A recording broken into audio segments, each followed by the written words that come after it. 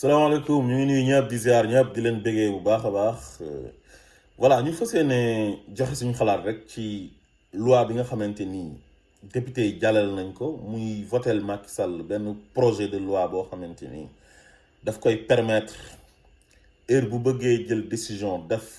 état d'urgence wala état de siège daf koy def te du jaar assemblée nationale. mu nekk loo xamante ni dafa delloo ginnaaw démocratie waaye tamit dafa toroxal assemblée nationale. Assemblée nationale bu Sénégal amatul benn valeur amatul benn gëdd te loolu yëpp lu ko waral mooy ay député yoo xamante ni dañoo wax ne ñoom ay député Macky Sall lañ laataa ñuy sori dañuy déglu ki nga xamante ni moom mooy député Malaw Sow. li ñuy wax rek mooy wote rek la ñuy def man dama waxoon ne man wote rek laay def lu ñëw ma wote ko te wote woon nañ ko ci commission yi bon bii dañ koy wote rek. am na ñoo xam ne duñ wote mukk waaye am na ñoo xam ne dañuy wote faw man ñooñu ci laa bokk man lu ñëw ma wote aw ma lu may laaj waxoon naa ko fi daaw fekkee déwén fekkee ren député Macky Sall laa lu ñëw ma wote asalaamaaleykum wa rahmatullah. waaw dégg ngeen lu député Malaw Sow wax moromam yépp maanaam majorité bi yépp ñoom nii lañ mel Malaw Sow dafa wax rek moom sax au moins moom il est franc quoi avec les Sénégalais parce que donte li mu wax garaaw na mais. wax na li nga xamante ni moom mooy dëgg li nekk ci moom te moromam yëpp yu nekk ci majorité ba ñoom nii lañ mel comme moom lépp lu Macky Sall bëgg dañ koy voté parce que Macky Sall mooy président de la République. léegi nag ana séparation de pouvoir léegi séparation de pouvoir yi am Sénégal ban njëriñ la amati fu mu nekk nii muy exécutif législatif ak judiciaire Macky Sall depuis qu'il est au pouvoir ba léegi jaay doole la fi nekkee. te doole jooju doole justice bi moom la nangu ñëpp naan Macky Sall dafay manipuler justice bi léegi nag gannaaw bi mu nangoo doole justice bi nit ñi doon wax sax na nangu na doole assemblée nationale bi léegi nag gën na nangooti sax doole assemblée nationale parce que au moins assemblée ñoom majorité bi mënoon nañ sax sagal seen bopp au moins ñu bañ sax bii nii nga xam ne heure bu Macky Sall soxlaa dara daf fay jaar ñu votel ko sax au moins. pour ñu sauver sax seen honneur loolu moom moo xawoon a tane tuuti mais fu mu nekk nii ban njëriñ lañ amati léegi Macky lu mu bëgg a def daf koy def mooy buum di buum mi Birima boobu mu doon oowee boppam keroog bi muy jàkkaarloog presse bi ci 31 décembre mais Birima boobu am na léegi Birima may sa tend joor bu waxee ren balaa waxati déwén fu mu nekk nii Macky Sall lépp lu mu bëgg a def dina ko def lii la yàgg a bëgg noot Sénégalais yi te député yi ñoom ñooy ay complice am mooy majorité am bi nekk assemblée nationale jàppale nañ ko ci. pour heure bu bëggee noot Sénégalais yi noot leen heure bu bëggee tëj Sénégalais yi tëj leen waaye nag assemblée nationale ak justice bi ak exécutif bi bu leen fàtte mukk ne peuple bi ñu leen ëpp doole. Macky Sall li ngeen ko votel nii bés bu naree teg peuple bi lu ñu attanut peuple bi bu ñu génnee am seen fulla ak seen fayda affaire bi du jàll xaw ma nag lan moo tax mu def ko xaw ma affaire yi troisième mandat bi la ci jublu parce que moom crise sanitaire bii nii daf ci bëgg a profité di ci def lu mu ci bëgg a def yépp. parce que ñëpp xam nañ ne dafa bëgg a am troisième mandat wala mu bëgg a def pexe yoo xamante ni bu troisième mandat yam jàllut sax dina fi teg nitam boo xamante ni moom mooy jàll su ko defee bu fi jógee kenn dootu ko toppati ci dara parce que ay scandale la fi def mook ay xaritam ak ay militant yam ak ay goroom ak ay rakam donc ci loolu la nekk kon fu mu nekk nii nañ jàpp ne assemblée nationale bu Sénégal bi dissoudre nañ ko ki ko dissoudre mooy Macky Sall. parce que amatul benn gëdd amatul benn valeur état d'urgence constitution bi moom moo ko maye heure boo ko soxlaa mais jaral assemblée nationale député yi lan mooy seen liggéey lan moo war a nekk seen liggéey lu dul voter ay loi mais ñu voter la nga def sa 12 jours état d'urgence ak lan moo tax Macky Sall nga xam ne li ko fi dese bëriwut mu war a soxla moom ñu votel ko loi boo xam ne à chaque fois bu bëggee décréter état d'urgence daf koy décréter ak état de siège léegi bu ñu demee ba 2024 mu jékki-jékki dafa état de siège génnee militaire yi ci mbedd mi ne bu kenn génn toog par force bu ko neexee fii ba 2024 comme lu Maître El Hadji Diouf waxoon ne élection du am mais élection du am fii ba 2024 ku génn mu génnee armée bi décréter état de siège wala état d'urgence heure bu ko neexee ah. te man mbas mi muy politique nii mbas mi nii dafa melul noonu Sénégal mais daf ciy profité moo gaayam yi di def seen ay yu bon waaye nag sénégalais yi laay lancé appel lii nii waruñ ko nangu parce que Macky Sall dafa yàq Sénégal depuis bi mu nekkee Sénégal dafa décrédibiliser lépp luy institution, dévaloriser les institutions les plus fortes au Sénégal. Macky Sall yàq na institution yépp. Justice sénégalaise kenn wóolootu ko ndax Macky Sall parce que jaar na fa tëj ay nit ay adversaires politiques ku ci mel ni Khalifa Sall justice sénégalaise la utiliser jaay ko doole tëj ko. Karim Wade même chose ñoom Guy Marius Sagna tëj nañ leen fi tëj yoo xamante ni c'est arbitraire. xam nga tey 10 000 problèmes li mu def keroog braver li nga xamante ni moom mooy couvre-feu bi ak état d'urgence bi loolu bu ko Guy Marius Sagna defoon kenn waxatu ko pourtant lu 10 000 problèmes def moo gën a garaaw fuuf lu Guy Marius Sagna defoon. Guy Marius Sagna daf doon marche te constitution bi moo ko may mu dem laal giri palais bi ñu jàpp ko tëj ko ay weer isolé ko xañ ko ay droit yam di acharné wu ci kawam te loolu justice bi moo ko doon def ba pare justice boobu ñu ne dafa am pouvoir mais justice boobu amul pouvoir heure boo jotee ak Macky Sall ñoom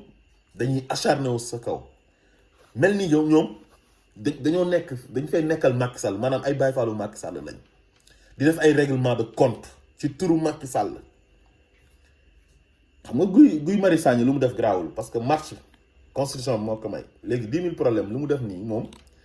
dafa violer li nga xam ne moom mooy couvre-feu nga xam ne état d'urgence la boo xam ne dañ ko décréter constitution bi moo ko may président mu jaar assemblée nationale ñu votel ko kon xam nga kon loolu moo gën a grave te pourtant moom dañ ko déféré 2 jours la def kaso génn parce que il n'est pas politicien du politicien moo tax mais bu doon Guy Marius Sagna moo ko def wala Ousmane Sonko ku noonu foofu la ñuy jaaree yàqate leen ba àdduna di tukki seen carrière politique fii lay yàqoo. Macky Sall baaxul santul yàlla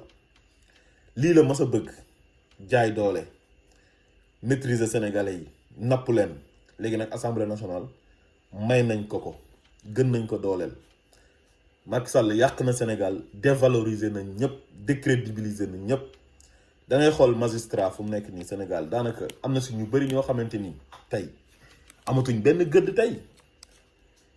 tey jii bu ñu demoon ba Macky Sall jógee fi ñuy delluwaat tribunal di àtte am na ñoo xamante ni boo jàkkaaroo ak ñoom ñu war la àtte sa xel sax du dal ku ci mel ni Omar Boun Khattab Sylla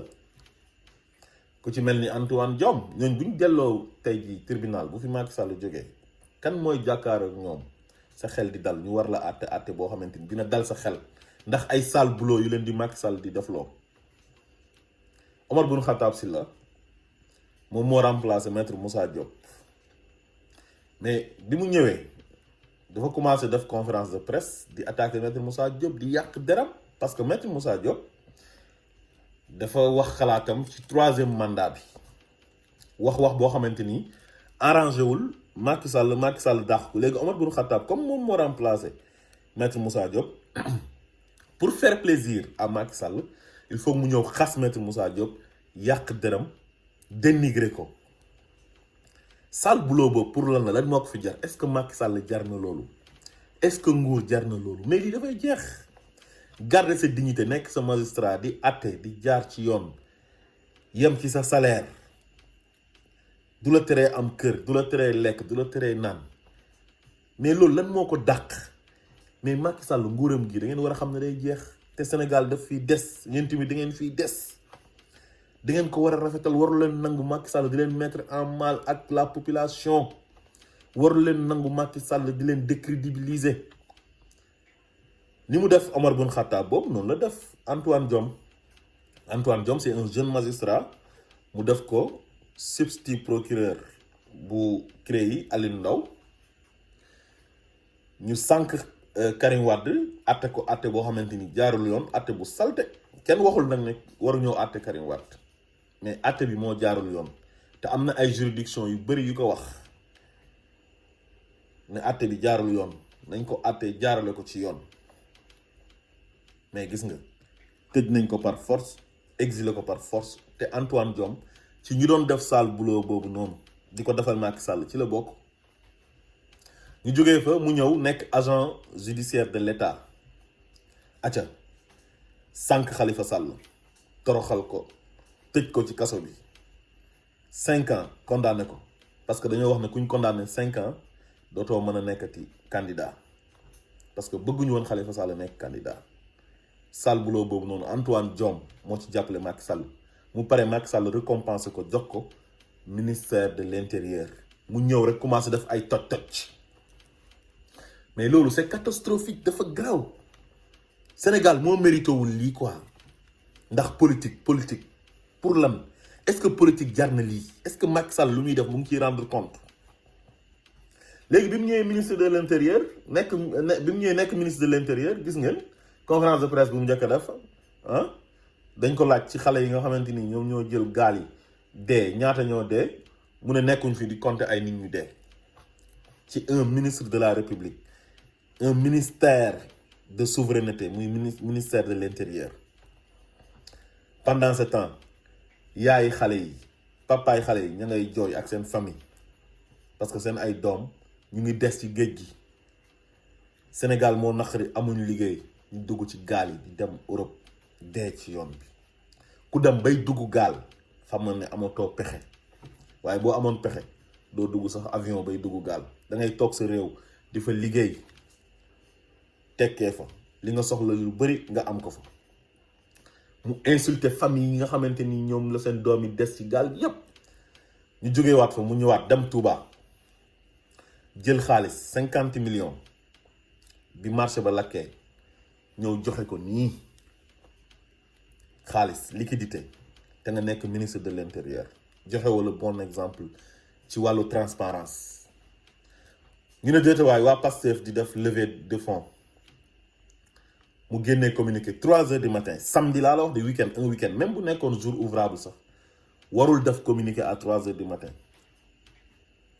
mu def communiqué à 3 heures du matin di intimider waa Pastef si seen ay levée de fonds ba ciy tudd ay dissolution ne dafay dissoudre parti bi te loolu dafa graaw ci dëkk bu mel ni Sénégal 3 heures du matin communiqué loolu dafay war a fekk mu nekk loo xamante ni lu ko jar la quoi comme acte terrorisme xam nga lu graaw ñëw dal ci kaw Sénégal nga jóg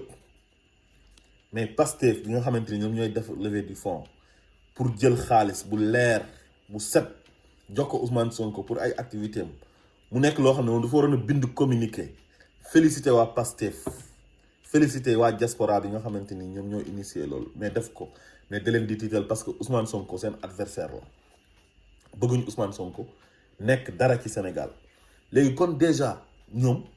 li leen soxal mooy rey démocratie Sénégal démocratie dootu fa amati Birima boobu mu doon wax boppam léegi nag mujj na ko nekk waaye nag gëm naa ne Sénégalais yi ñàkk fayda gu tax Macky Sall heure bu bëggee décréter état d'urgence ci lu am fulla ak lu amul fulla yëpp mu décréter ko wala bu bëggee décréter état de siège maanaam génnee armée bi sax laa foog ne ñoom waruñoo mën a sax nangu loolu te lépp luy Macky Sall di def suba ak ngoon politique la politicienne Macky amul dara lu muy defal Sénégal lu dul politique moom boppam rek moo ko intéressé dem na ba ne dafay supprimer ville de Dakar ci politique ak ville de Rufisque nga xam ne c'est des villes historiques moom ville de Saint-Louis ñeent yi sax Gorée la Dakar Rufisque Saint-Louis les 4 communes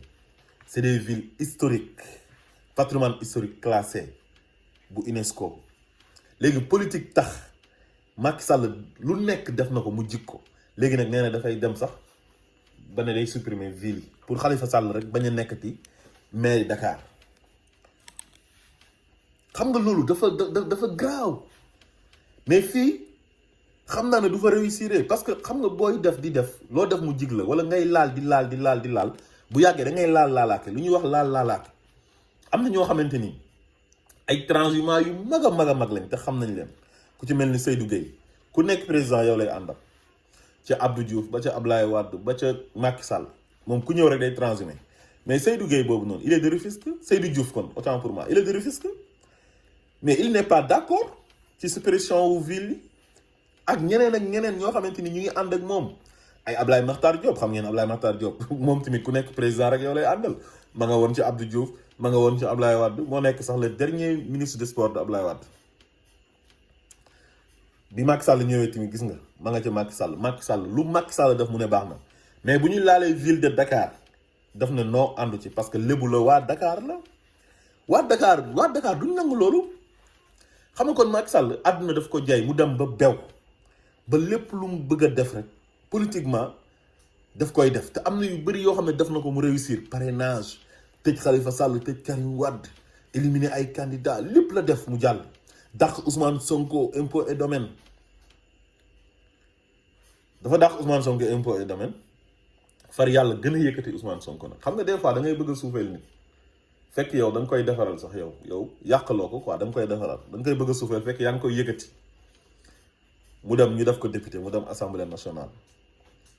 xoolal taxaw fa taxaw bu am solo nag ñëpp gën kaa bëgg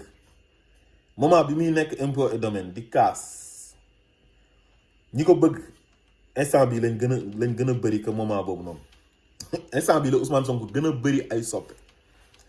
kon moo tax gis nga Macky Sall jarut sax ngeen koy tiit wala ngeen koy ragal parce que doomi aadama rek la ay pexeem rek la am xam nga pexe rek la am pexe mi nag mën na bañ a sotti waaw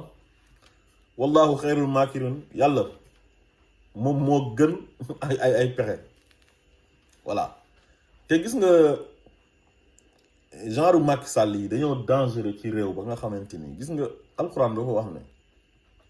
innal muluka iza daxalu xaryatan afsaduha ja'alu a'izzata ahliha azilla nee na am na nguur yoo xamante ni dañu dangereux ci dëkk bu ñu duggee ci dëkk rek maanaam dañuy yàq dëkk ba jaxase ko ñi gën a tedd ci dëkk ba ñoom la ñuy jël toroxal leen ba pare nag di jaay doole imposer dictature te Macky Sall loolu rek la fa nekkee booba léegi kon daal nañ xëppi suñu ay bët te xam ne waa ji c'est un dictateur bépp acte bu muy poser rek pour affaire yi mandat bii la parce que il n'est pas honnête avec les Sénégalais ah daf ñu fen il nous a menti sur toute la ligne bi mu toogee bees ba léegi mosu ñoo wax lu mu def lépp lu mu def rek pour boppam la pour lu ko fi gën a teg mu gën fee yàgg mu ànd ak nag ay traître yoo xamante ni chaque jour ñu ngi koy jàppale ci yooyu muy def yu bon yooyu noonu muy def même troisième mandat yam bi am na ñu bëri ñoo xam ne ñu ngi ko ciy jàppale pour lan pour moom mu yàgg fi ñoom tamit ñu yàgg fi toog gérer nguur gi loolu rek moo leen tax a jóg bëgg a toog fii éternellement di continuer di nekk ministre di continuer di nekk directeur général di continuer di nekk ay PCA ñii di continuer di nekk député parce que Sénégal xam ngeen ne mos ku nekk président yaay gagné assemblée nationale toujours yaa fay am majorité waaw parce que ils sont pas honnêtes nguur lañ bëgg parce que assemblée nationale bi boo ko ñàkkee doo mën a gouverner comme ni nga bëggee gouverner parce que dafay am ay motion de censure boo tegee opposition bi la gagné sax ñoom ñooy teg seen premier ministre voilà parce que su fekkee yow yaay teg premier ministre boo teg ñoom mën nañ ko daane loolu mooy affaire bi donc daal Macky Sall baadoola la yëfu baadoola lay def bi mu fi toogee ba léegi kon daal nañ am suñ fulla ak suñ fayda bés buñ waree jaamaarloo ak moom ñu xam ne ñun ñooy peuple bi ñun ñoo am souveraineté seul le peuple est souverain ñu wàcc jaamaarloo ak moom pacifiquement nag ma fàttali na Sénégal bëgguñ mu tàkk Sénégal jàmm rek lañ fa bëgg Macky Sall nag nguur moo ko intéressé te àdduna daf ko jay le pouvoir rend fou te moom bokk na ci ñi nga xamante ni pouvoir daf leen di dofloo asalaamaaleykum wa rahmatullah